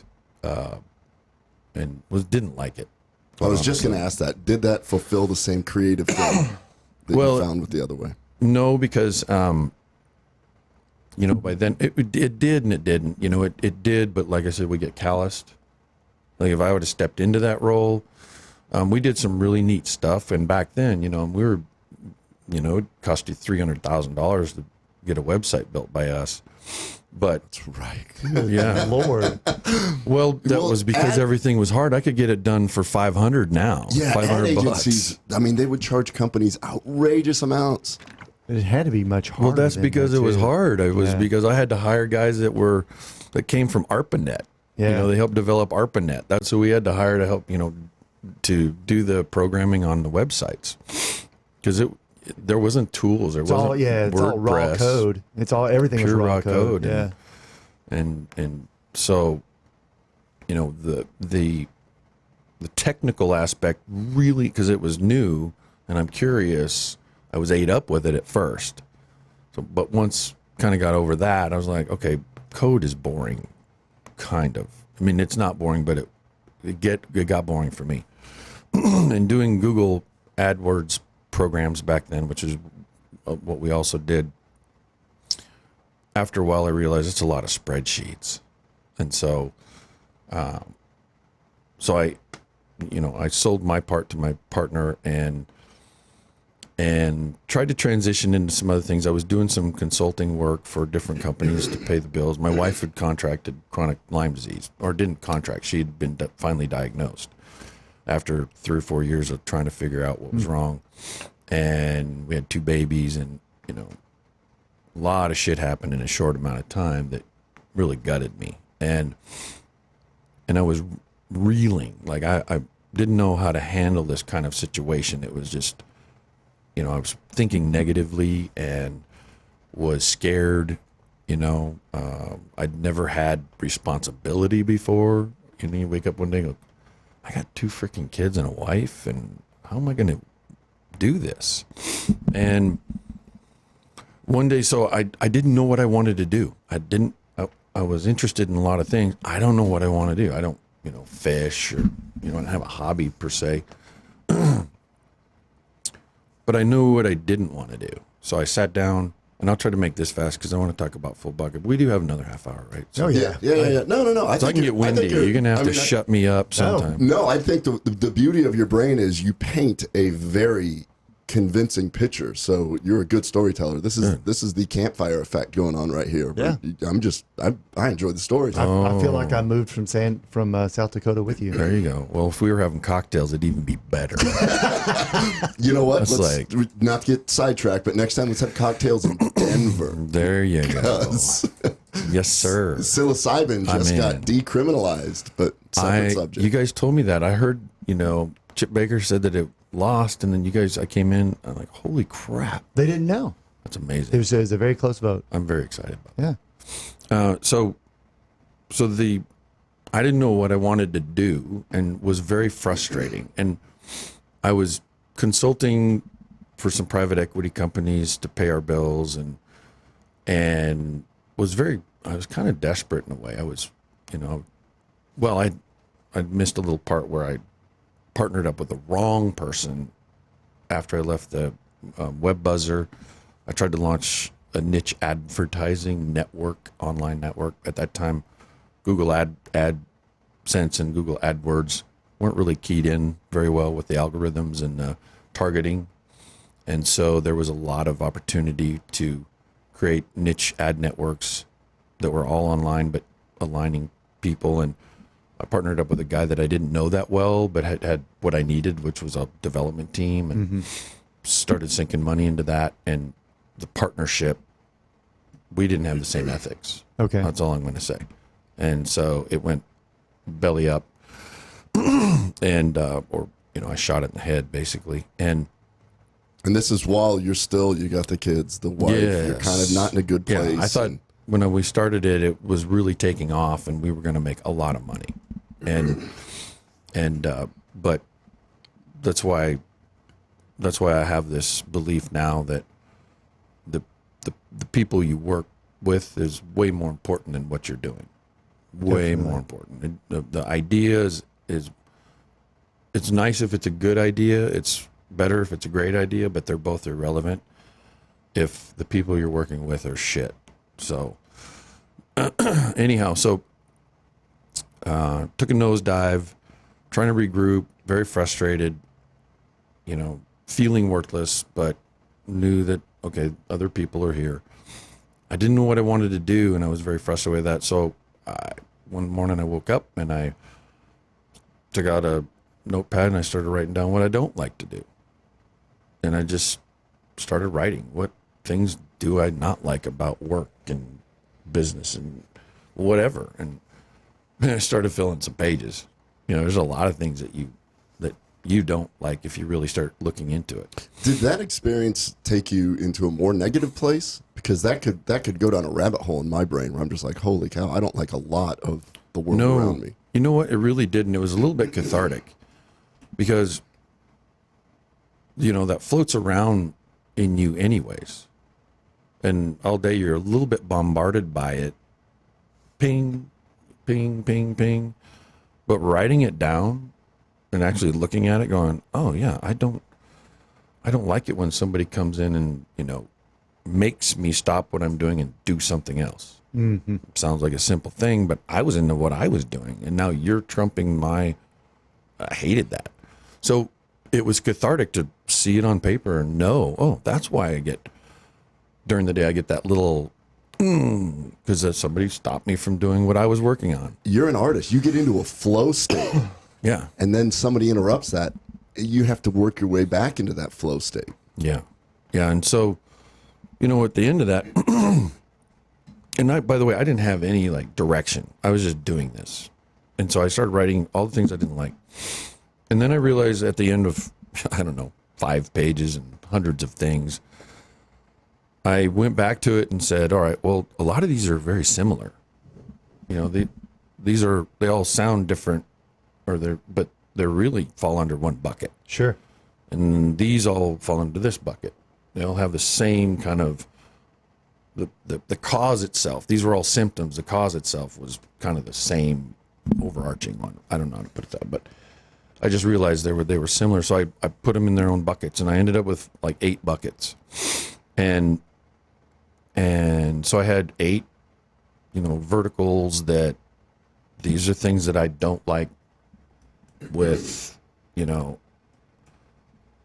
being told what to do, working on my own schedule, all these things, essentially was, I don't want to work for somebody else. Well, and then there was another one about, I don't want to work on things that don't have inherent value for humanity and for me and make me feel good. And I wanted things that my girls would be proud that a dad was working on those things. Mm-hmm. I wanted something, I wanted to have products that gave and served. Well, that's, that all fall under, a bucket. And so when I was done, I had these 8 core things, and I thought, well, shit, I'll just flip them.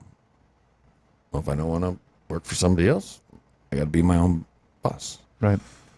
If I don't want, if I don't want what I do to be, have no value for society or for me or for my family, then I need to have something that does, and so on and so forth. And I had 8 things and wrote those on a piece of paper, and I called them my 8 manifestos.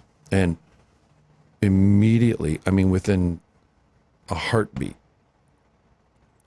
a whole bunch of stuff made sense in my life.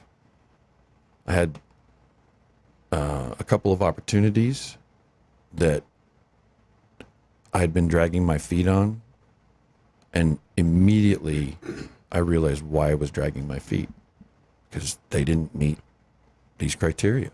Yeah. Because I still didn't know what I wanted to do, but if it had these 8 things, wasn't for you. I'm going to be happy if it meets these criteria. I'll be happy no matter what it is. But then all of a sudden, 2 things happened. One is I realized the opportunities I wasn't taking advantage of was because they didn't meet those criteria, and my internal system was dragging its feet. And it also opened up to other opportunities I couldn't even see. Because now I had this lens or looking glass that I could look through. And I could see so much more using that. And I remember Jody was in the kitchen and I was at the table when this all happened. And I said, you know why I've been dragging my feet on that offer with the private equity group to come on board? And she said, no. And I said, because it only meets one of these. Like, I could make a lot of money. It has, runway is what I called it. It had runway. Not that I wanted to be rich, but if I'm going to put energy into something, I want to get energy back. And that's part of the energy. Only piece of the energy is, the purpose stuff, but it also is the monetary aspect to make and improve my life, but also exponentially expand. But it only met that one. It didn't meet any of the others. And she goes, oh, okay. And I said, but you know what? You know those 2 young veterinarians that I've been consulting the last little bit? They meet 7 of the 8. What were you consulting for them? Well, they had started making, they're both extremely good veterinarians, very well known in the equine industry, but they are also small animal too, but very well known in the equine industry.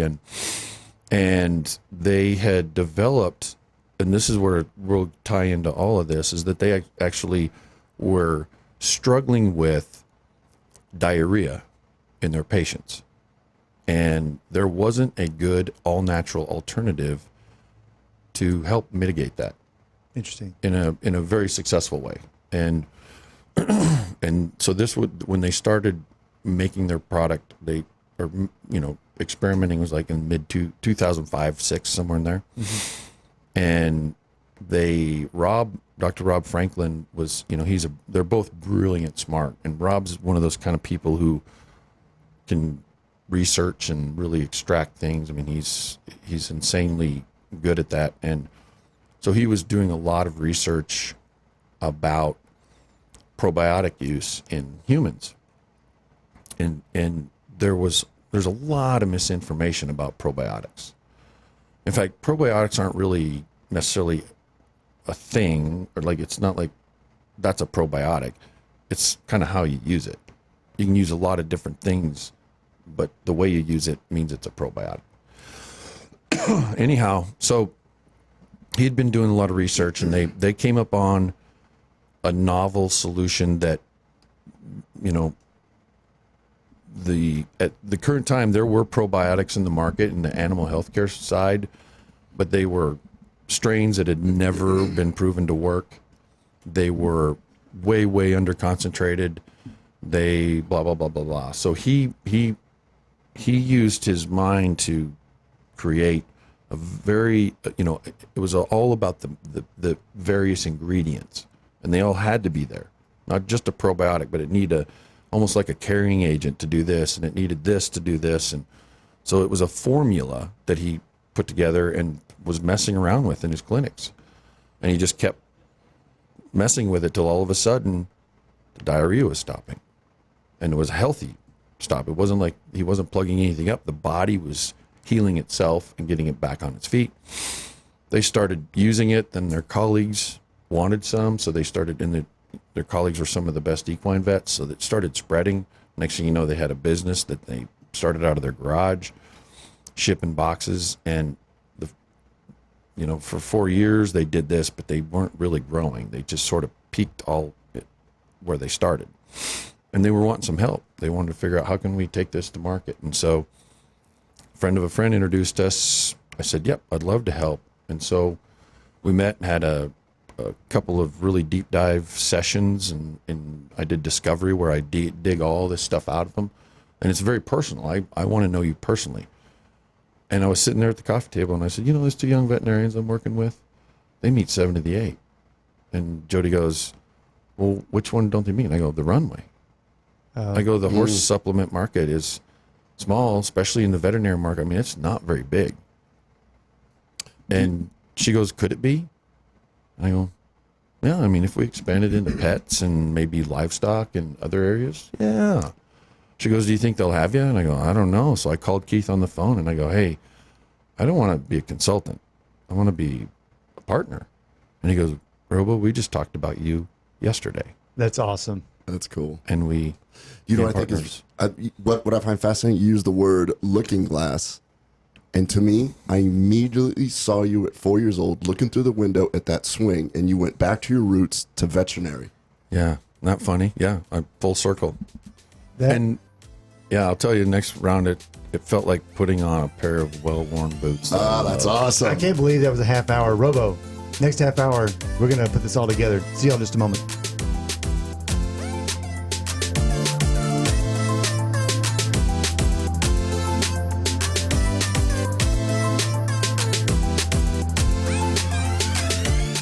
Dr. Ken Brown here, host of Gut Check Project with my co-host Eric Rieger. Eric, we've been seeing Mojo guys over there and over here at Spoony talk about Atrantil for bloating. I've seen in my practice that Atrantil is a whole lot more than just a bloating product. Yes, it does a whole lot more than just fix bloating because of the polyphenols that you find in Atrantil. You're exactly right. The polyphenols are those molecules that we find in the Mediterranean diet. It makes vegetables and fruits very colorful. What are some of the things that these polyphenols do, Eric? These polyphenols can actually stop inflammation. They can help you have more energy. They can help you with anti-aging. And polyphenols are great for athletes. It sounds like it's going to help a whole lot more people than just bloating. Tell me how everybody should be taking Atrantil. If you want to dose Atrantil, it's 2 capsules 3 times a day, basically with your meals. But if you aren't bloated and you just want that polyphenol intake every day, 2 to 3 capsules a day will work for you. Go to lovemytummy.com/Spoony. Take the pain out of ordering your diabetic testing supplies with Diathrive. Diathrive ships the testing supplies you need directly to you when you need them. Best of all, with plans starting as low as $8 a month, Diathrive is probably going to cost you less than what you're paying today. Diathrive is so convinced that you'll love their service, they're offering your first month of supplies free. Simply type the code DOC, D-O-C, at checkout. Diathrive.com. That's D-I-A Thrive.com. Are you tired of high cable TV rates? Sign up for Dish today and get a $500 bonus offer while supplies last. Plus, lock in your price for 2 years guaranteed. Call All American Dish, your Dish authorized retailer now. 800-570-6630. 800-570-6630. That's 800-570-6630. Offers require credit qualification, 24-month commitment, early termination fee, and e-auto pay. Restrictions apply. Call for details. We got Robo in here bouncing the jazz music, or whatever the hell you want to call that. So we're back here for the last half hour. I'm not going to waste any time because I'm kind of sitting on the edge of my seat, not just because of how familiar this story sounds to me, even though it's the first time I've ever heard it. But anyway, Robo, continue. I must say that I like my voice in this microphone. Yeah. Got that late night drawl. What was that guy who had the late night show Coast to Coast? Oh, that was Art Bell? Bill Mack. Bill Mack? Yeah, Bill Mack show. Don't you remember that? It was Trucker. Trucker. Yeah, Bill Mack. Absolutely. Actually, I have a relationship with Bill. My partner Sandra and him were dear friends, and she got him on XM satellite radio. Nice. She got him to move from the traditional radio over into XM. She did the contracts. She did the negotiations. Yeah. So I swam in his pool with him one night, in the middle of the night, drinking cocktails. This is Robo Hendrickson. He swims in Bill Mack's pool. Yes. Here to long time ago. And somehow that led to some amazing, honestly, personal stories about how ultimately you've got FullBucket as well as some other companies. Yeah. So I'm flipping through your website. This is really cool. We could talk hours just on this one company. This is really cool. Which one? Well, I'm just looking at FullBucket right now. Yeah. So we all got together. Me and Rob and Keith got together, and again. What year was this, by the way?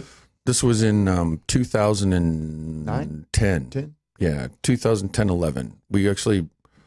So they had a company called Stellar Mark. They had 2 products. They had a paste that was a very high concentrated product, and then they had a powder that you put on feed, and it was just for horses.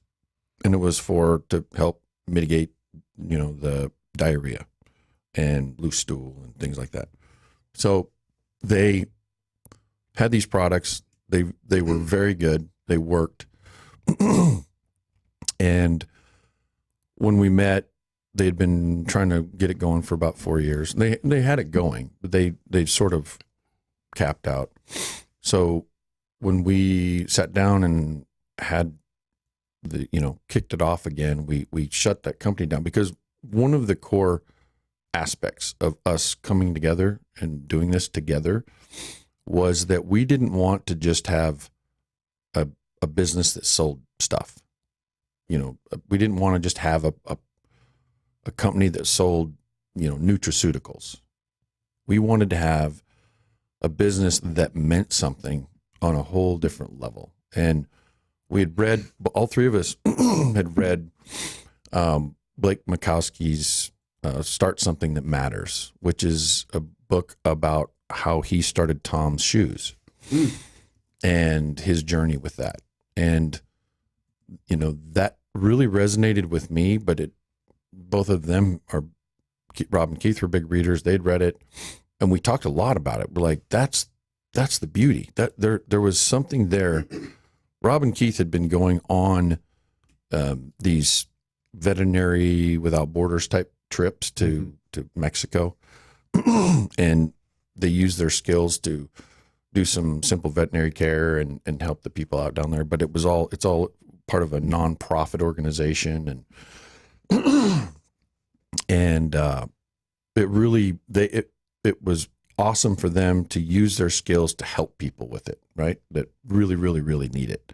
These are people that don't have access to any kind of health care, and they're animals.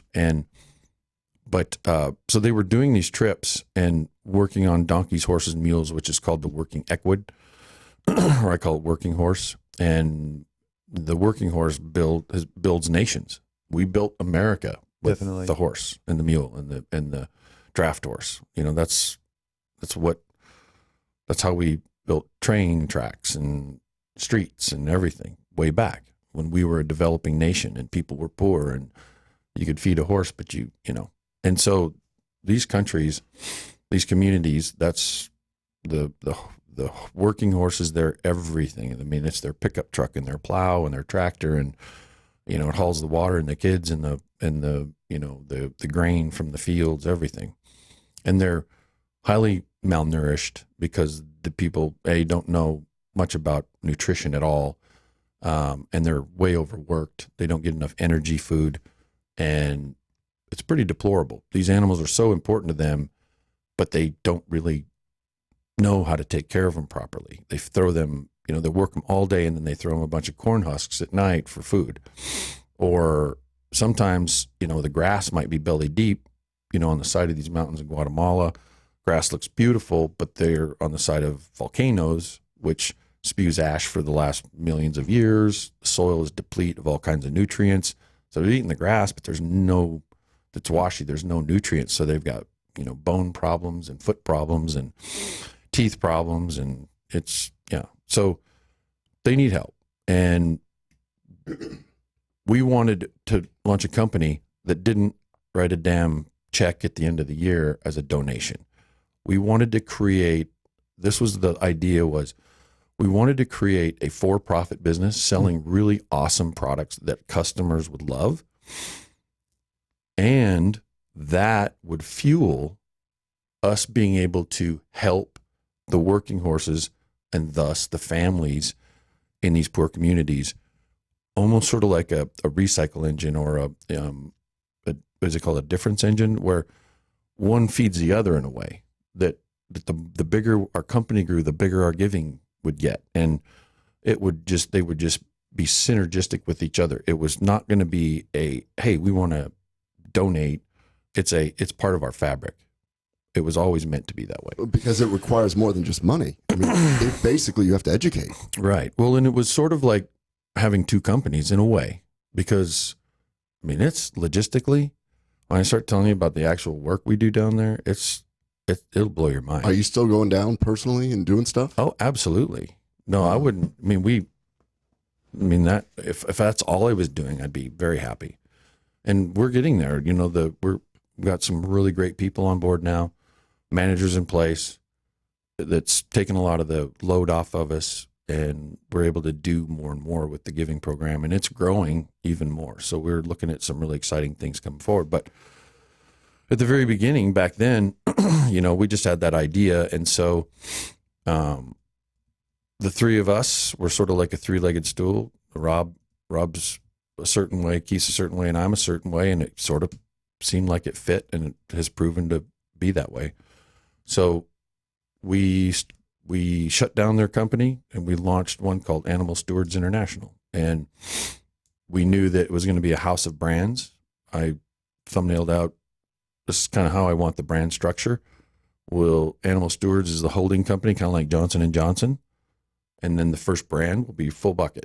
We renamed their company, their product line FullBucket, because I thought it was a cool play on every animal should have a full bucket, you know, and designed the brand identity. And then we started developing a few more products. And then Rob is in charge of the actual giving program. And so he aligned with some nonprofit organizations, and we started going down to Mexico.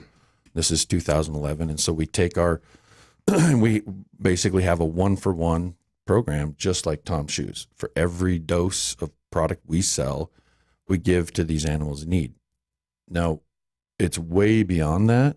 We actually go down and we work with individuals in those communities to teach them how to trim their feet and float teeth. And we've done some microfinancing where we give the young guys the tools to be able to do that, because we do not want to be what's called toxic charity. We don't want to go down there and have welfare. That's why I hate it when people say it's a mission. It's not a mission trip. It's not a charity. That's welfare. And I grew up next to the reservation, and I know what welfare can do to gut a community of its ambition, and you have to be very careful. So hey, I don't want to stop you, but just real quick for the listeners who may not know, I may be incorrect here too. When you float teeth, when a veterinarian floats teeth, they're basically using a file, correct, to make sure that the dental health of the horse can break down the food, because if they've been malnourished, then they can have really bad teeth, correct? And I mean, you can fix a major skinny bad horse by fixing their teeth. Amazing. Because you'll look at a mouth and it's awful. It looks just like, I mean, they're sharp and they're scattered everywhere. And, you know, some of these horses have a tooth that's going up. Every time they take a bite, it goes up into the soft tissue of the upper palate. And it's just worn a hole through all the way into the nasal cavity. Oh. And so you go in and you fix those teeth, and now they can actually eat properly without living in misery. And we call it floating teeth. And then we trim feet. The hooves are all in terrible shape, and get them trimmed up so they can travel better. They don't break down over the. Now, have you been able to take some of these people that you've been working with for a long time, and are they self-sufficient now? Do you have areas and places that you've gone? Absolutely. That I love it when people ask me that. Yeah, there's areas where, you know, I remember 3 or 4 years ago, we were in a village, and we work with the University of Guatemala and their veterinary program. And so one of our goals not only was to help the working horses and the people that rely on them, but was also to create a bridge for others to join us. We wanted to we knew we were going to be laying this platform down. We wanted to create a bridge for other veterinarians to be able to go and experience and use their talents to do this. We wanted to create a bridge for these students, vet students in Guatemala, to be able to come up and experience veterinary work in the United States, which is the best in the world, and create a synergy between it all. And it's happening. And so, like I said, we were very conscientious of replacing, you know, because we go into these communities and we do this work. Well, then no veterinarian can go in and, you know, have a business. They will never be able to be, you know, because these are, you know, subsistent farmers that don't have much money. but they have some. Man, I got to ask you a question. How do you survive being a farmer generation to generation and not have learned the techniques to keep your working animal? I think the that thing all the that time. brings the food to the table. When I first came back, I wrote about that. I used to blog a lot back then, and I called it, I have not yet come down from that mountain. And I'm getting all verklempt even thinking about it. But it was my first trip there and working. And I remember thinking, you people have been living with these animals for 3,000 years. And you don't know how to trim their feet, and you don't know how to really feed them or anything.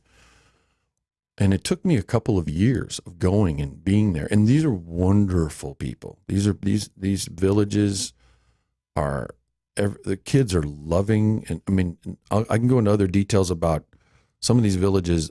The orphan rate is off the charts because the dads leave and go north to work. And there's a village full of women and children, and they're everywhere, and they don't have any father figures, and so they just glom on us because we show them attention and love, and they just, they're so thirsty for it. So I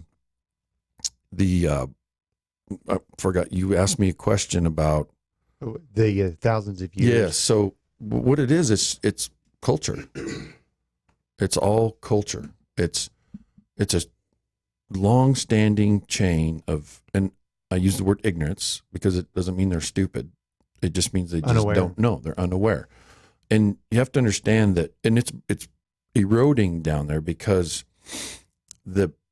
for years, if you grew up in a village, it's hard to get to another village. I mean, you don't have phones and the internet and you're chatting with people everywhere else. I mean, you're in your village, and once in a while someone new will come in, or once in a while things happen. So for thousands of years, you were pretty secluded, and there wasn't that, here we are, we're in the most innovative company ever, or a country ever started.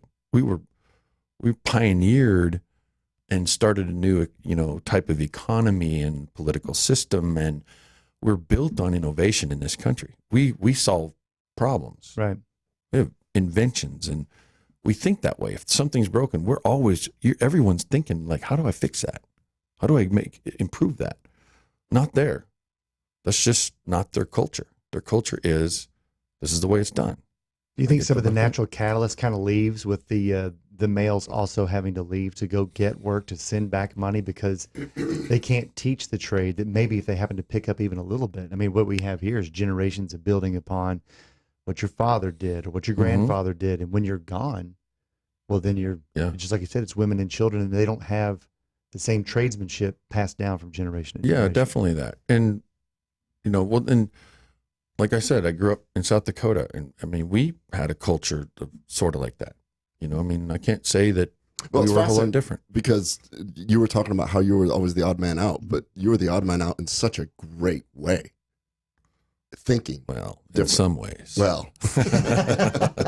No, but I mean, always having that creative thought that you've stuck with this entire time, so that you were then able to channel that and help these people. So when you say come down from the mountain, you were talking about that blog. You said you'd come back the first trip. Yeah, it was just so powerful because we went to Mexico, and we were up in like these villages that were 11,000 feet, and there was a moment, I'd been there, but I was kind of numbed. You're seeing it all, and I was thinking to myself, it really hadn't hit me. Like it was sort of like a dream. I was there. I knew that we were working on these animals. I knew there were these people were needing our help. They don't have access to those things. Here we are helping them out, and out of the fields.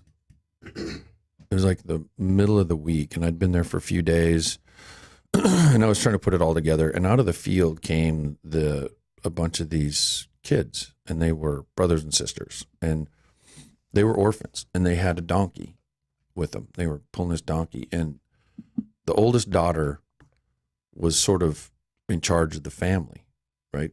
She was in charge of I think there was 5 of them altogether.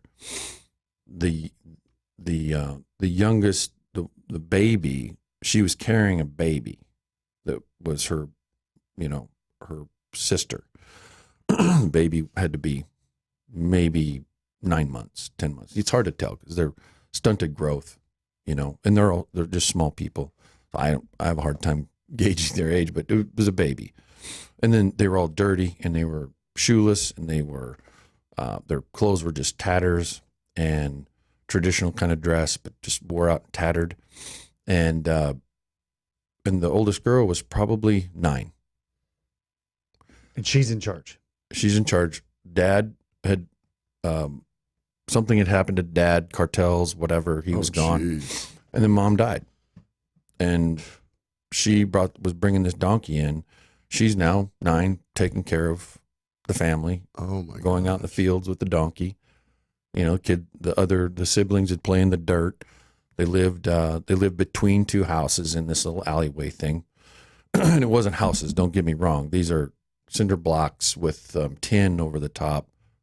They're domiciles, but they're not houses. And they lived between 2.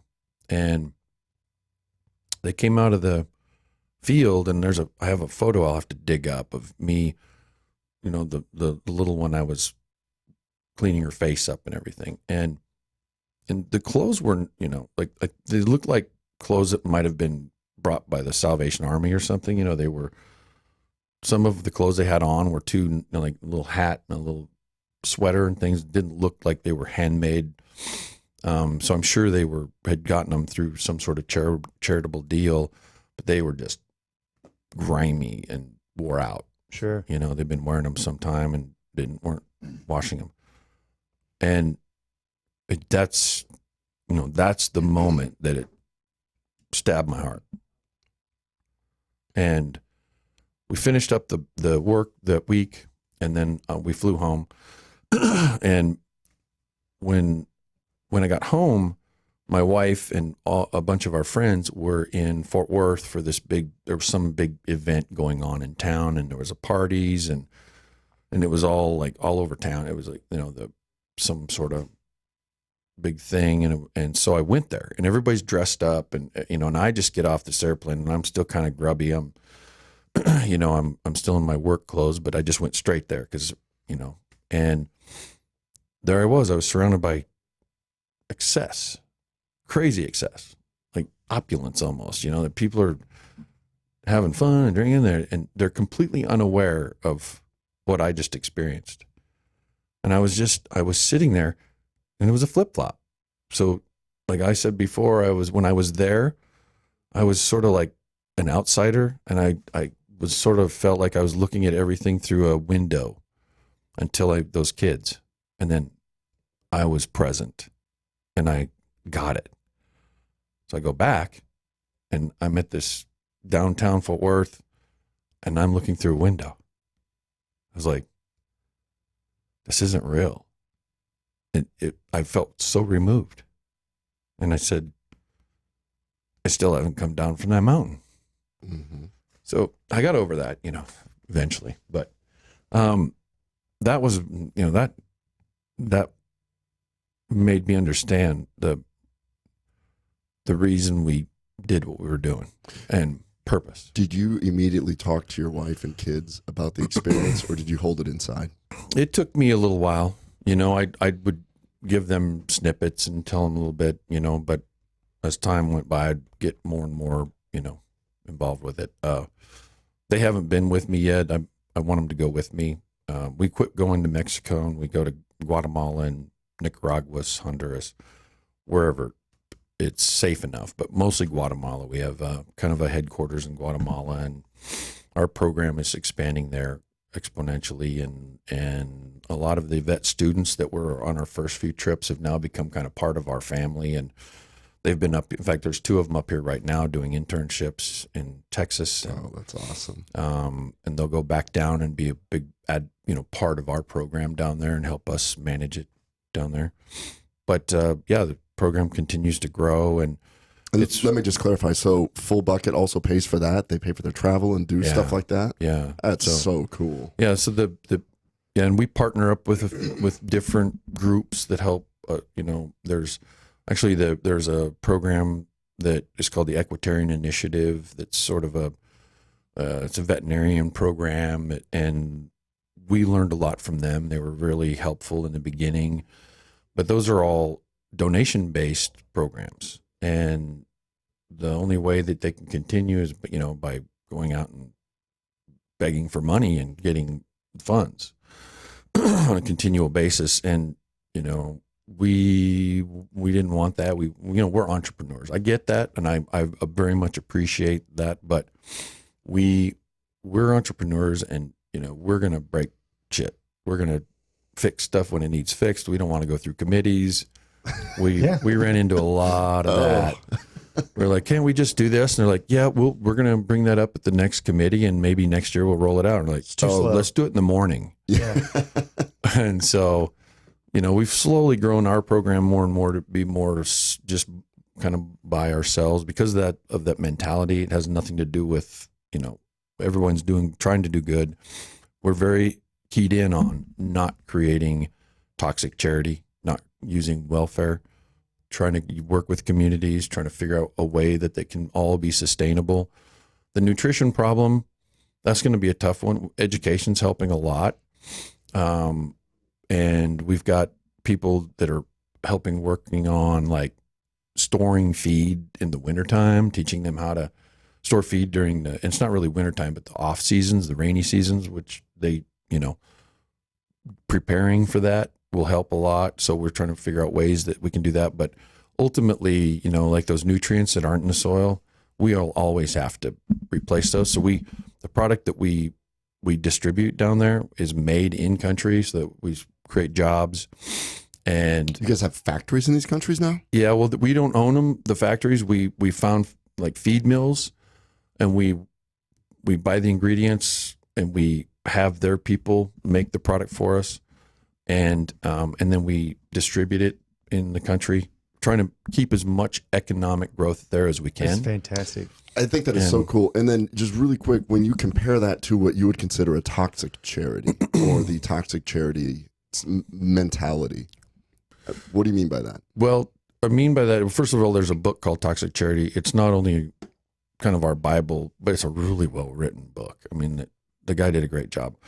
But it's about, it's not replacing what can be sustainable. So like I said, if we teach the young men in the community how to trim the feet, and we set them up with the tools, by the way, we microfinance because it's better stick rate if they owe us for them and they won't have to pay us back.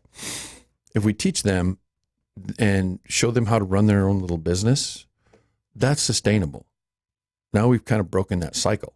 Now there's someone there that knows how to trim feet, and he'll get better and better. He'll teach others, and his sons will take over his business, and pretty soon feet problems are no longer a problem in that area. Same with teeth. Deworming, that's tougher because it requires parasitics. So there's some things that are tougher challenges to make sustainable, but really being conscientious of that always is the top level. Don't come in here and throw down your welfare because it creates a state that you don't want. So, but that's where it is now. I think that's amazing. I think it's incredible because exactly what we were talking about. It's the living on the island, not really having this. You're changing the culture. Mm-hmm. You guys are teaching the young men. They're going to teach their sons. And I think, honestly, the way you're talking about it, with how much you're doing, I think 10 years, there's going to be a Trader Joe's and a Starbucks there. Yeah. I hope so. Well, maybe not. Maybe Starbucks, because I could have used one when I was there. They don't have very good, they grow the coffee for Starbucks. They export it all. Yeah, we're walking around, and they had all these vegetables on the side of the mountain, people with their donkeys out there harvesting. And I'm looking out there, and I go, they have big, beautiful carrots and lettuce, but the people all eat just tortillas and beans. And there's just beautiful vegetables. And I go, why don't they just eat those? And he goes, well, those are going to beat you back to Texas in Walmart. Yeah. Oh, wow. That's Walmart's the supply food. chain, yeah. I said, man, they should sneak some of them carrots because they're beautiful. Wow. Yeah. Well, it's a crazy world. That is I can't believe that's the end of 2 hours. You know what I love? I like that you like to read. I like you're a good storyteller, so I can't wait to buy your book. Yeah. I actually have a couple, but I can't tell you what they are here. I wrote a memoir, Is that published a a memoir. Tucker Max style written yes. charity book? Yeah, absolutely. Well, thank you, Patrick. Patrick just whispered down the line. They do want to know how they can donate or participate in FullBucket. So tell us what to do. We've got about 40 seconds. Well, we don't do donations. But that's what I said. We're not a charity. We're not a mission. We kind of got that handled. Your best way to participate, first of all, is you're in your own backyard with service animals. There's a lot of people and groups that have service dogs and service horses that are rescued animals that they then turn around and use to help with PTSD or the service dogs that you see everywhere. We support those now, and domestically we have a program for that as well. Or purchase our products. If you have dogs, cats, horses, we have an amazing line of probiotic based products, digestive health. We focus on nothing but digestive health. Awesome. Well, so that's how you can support us, is buy our products, and if you're dealing with diarrhea and things like that in your dog, we're the solution. Connect with Robo Hendrickson at FullBucketHealth.com. Thank you so much. That's episode 10 of Gut Check Project. Double digits in the books. Right on.